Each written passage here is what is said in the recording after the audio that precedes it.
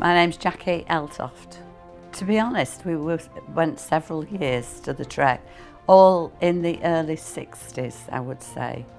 I was attending and supporting the treks probably for several years in the early 60s.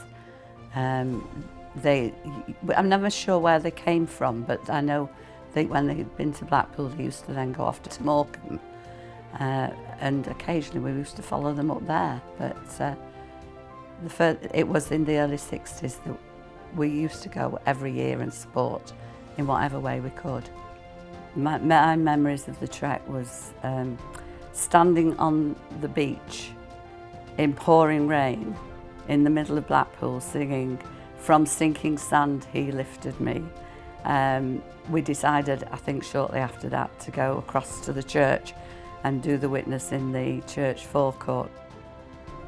I think it's the witness that they made, that they were standing there in the middle of Blackpool talking to people about their faith, and people were listening. Local people who were musical got involved in enriching the worship. I did hear a tale about 12 young men trying to get into one small Ford Prefect car to get from one church to the other. But I think they all lived to tell the tale. They used to do a sunshine corner on the beach during the afternoon with children who were on holiday in Blackpool. And then on an evening, mainly, we did the open air witness in the church forecourt, where people were walking past and would stop and listen to what was being said or the singing. And it was amazing how many people you feel that you maybe touched somebody's life. The witness of the Cliff Trek has really showed us how much we need to believe in God's provision for us.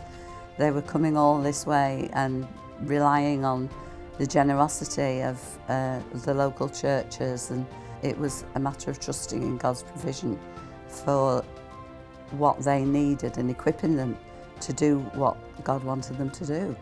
When the trekkers came, it was a bit like having a boost for a jab these days in our spiritual lives, because we were all encouraged and inspired and guided by what was said and what was done.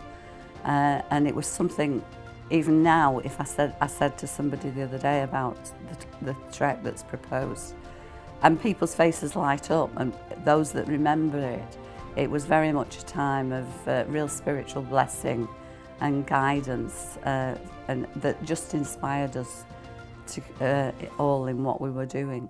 And even so many years later, it's still, when you think of Cliff College and the work that's done there, it encourages and enthuses us to follow God and to do what He wants us to do.